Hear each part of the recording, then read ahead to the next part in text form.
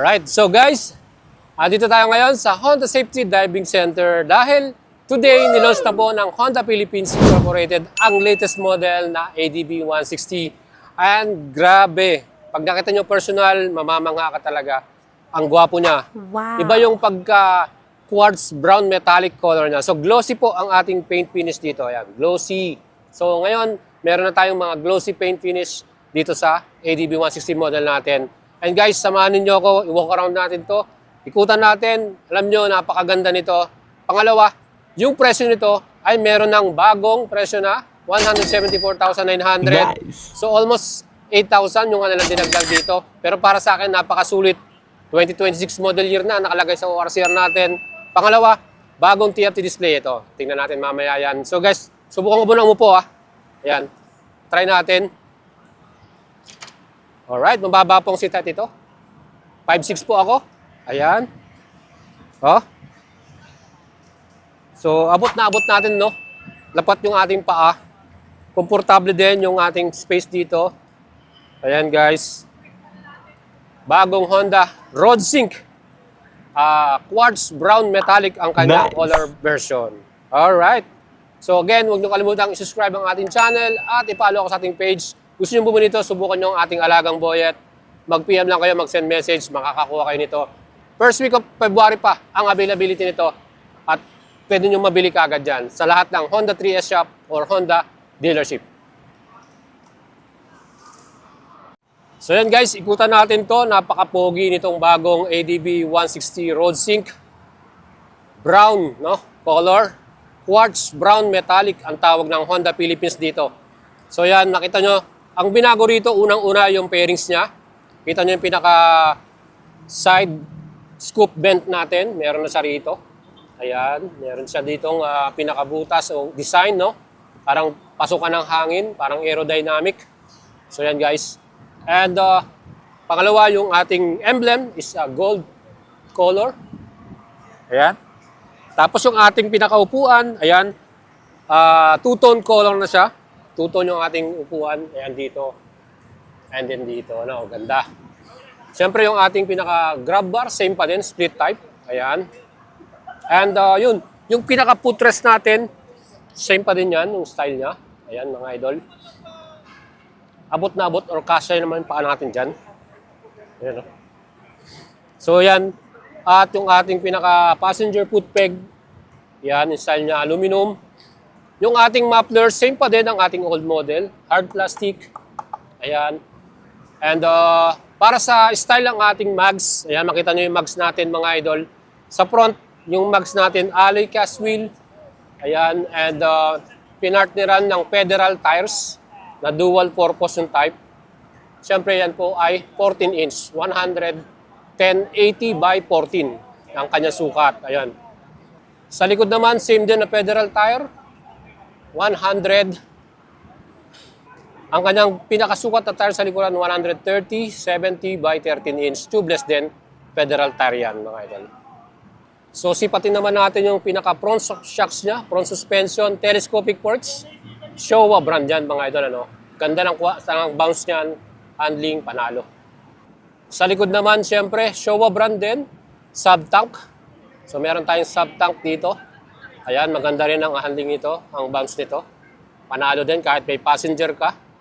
And pag-usapan naman natin ng braking power nito. Siyempre yung ating front ay merong, ayan, wavy disc with 2-piston Nissin caliper. No? Nissin caliper is a Japanese brand. Quality talaga yan. And meron tayong ABS. Meron tayong nakatatak na ABS dyan. Single channel lang yan. Harap lang po yung may ABS sa atin dito. And dito naman sa likuran, meron tayong wavy disc din, single piston din, Nissin caliper. Ang kagandahan dito sa ating model na to, meron tong HSTC, Honda Selectable Torque Control or Traction Control, mga idol. Let's move on naman sa ating pinaka-engine type. Hindi naman po nagbago ang engine natin sa ating ADB 160 Road Sync. It's the same 157cc single cylinder, 4 valves program fuel injected. At yan din po ay single overhead cam with CVT transmission, ESP Plus Advanced Smart Power na engine type ng Honda. Ayan mga idol, subok na yan. Talagang marami nang naka-try at nakakagusto nitong ating engine na to. So yan guys, ang ating engine type. And what else? Yung ating pinaka-compartment. Tingnan natin. Ayan, ito po yung compartment natin. Large luggage compartment. And then, makikita mo nyo rito, meron tayong lagayan ng ating warranty booklet. And here, meron tayong helmet hook. And then, yung ating tools nandito. Ayan, guys. So, napaka-kompleto na rin. Ano? Ang ganda, no? So, yan ang ating pinaka-luggage compartment para sa ating ADB RoadSync. Tingnan naman natin mga idol itong ating fuel. Ayan, ito. Buksan natin. Tapat na. Fuel natin, ayan. So sa fuel naman natin mga idol, ito naman po ay merong total na 8.1 liters. Ayan, may lagayan tayo. So hindi mo na kailangang i-hold, no? 8.1 liters. Siyempre, unleaded yung ating kakarga dyan. Ayan, siyempre meron tayong compartment. Ayan, ito naman yung compartment natin. So dito, nandito yung ating pinaka-charger. Bago na siya. USB type. Ayan, USB type na siya. Kita nyo? Type C. Type C na yung ating pinaka-charger. Meron tayong compartment dito. So ito naman yung ating pinaka-susi. Tingnan natin. Ayan, yung ating keyless. So meron tayong Honda Smart Key System. So diyan. I-open mo yan, meron tayong answer back, no? Anti-theft alarm. So, secure yung ating motor. Nasa tabi ng ating keyless yung opening ng ating fuel. Ayan, mabubuksan mo na siya. Ayan yung ating seat, nandito rin sa tabi niya. Alright guys, yan po. Ayan, yan po yung ating compartment, nasa sa left side lang. So, dyan natin ilalagay yung susi natin. Okay. What's new sa ating Honda RoadSync, no? Ito yung ating handlebar. Makikita nyo, meron tayong multi-function switch. Ayan, same nung ating PCX 160 RoadSync. So, ito yung toggle switch. Yung torque control, pwede mong i-turn on, turn off dito. Kusina, and signal. So, meron tayo ditong passing switch. Ayan. Paano gamitin to? Iangat mo lang, high beam ka. Low beam. And then, pag gusto mong mag-passing switch, yan, ganyan mo lang. Yung ating pinaka-grip, ganda, malambot. Yung ating pinaka-bar end, quality din talaga. And sa right side naman, nandito naman yung ating idling, stop and start, hazard, may hazard tayo, and yung ignition switch natin to turn on the engine. Ito yung ating lever. Yung ating pinaka-mirror, I think na bago din yung style. Yan, no? Meron siya ditong parang design dito. Quality rin. Ayan mga idol. Ayan ang ating pinaka-mirror, dalawa. Visible naman yung mga nasa likuran natin pag nakasakay tayo dyan. So sa rider's view mga idol, yan po. Naked handlebar. So guys, ito naman yung ating pinaka windscreen. Pwede mong i-adjust. Pababa, ayan, pababa. Tapos pataas, ayan, pataas. So pwede siyang, parang dalawa lang yung kanyang adjustment. Pero manual, pwede mong i-adjust pababa and pataas, ayan. So yan po.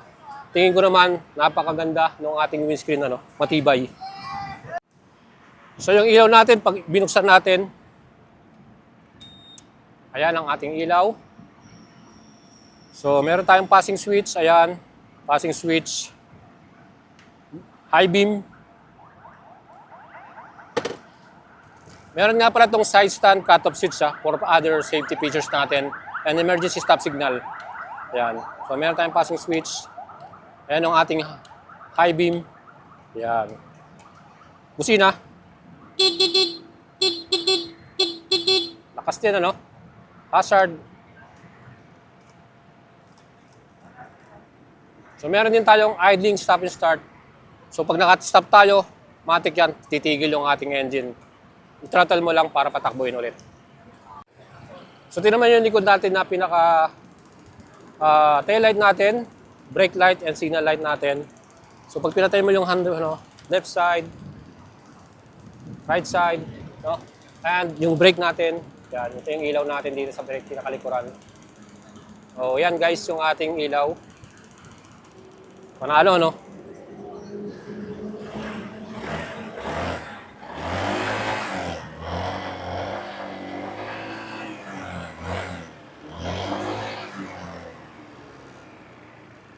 Dahil naka HSTC to, Honda Selectable Torque, hindi mo talaga mapibigyan ng malakas yan.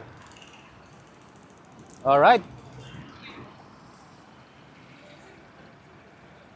Tayong center stand and side stand. Pagka binaba mo yan, namatay yung ating engine. O, di ba?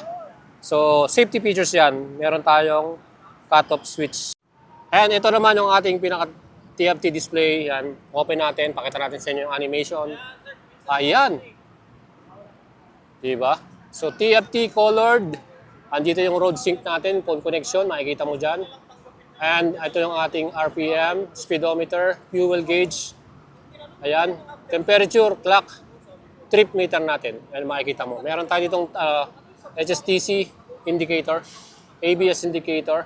Ayan yung mga signal light natin nandito.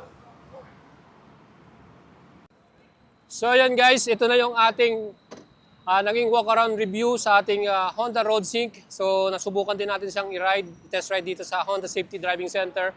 Again, thank you very much Honda Philippines Incorporated para sa isang exclusive invite para sa test ride at media launch nitong ating bagong model mga idol. Again, ang presyo nito 174,900. Pwede nyo i-apply sa atin ang financing. Subukan yung alagang buhat natin.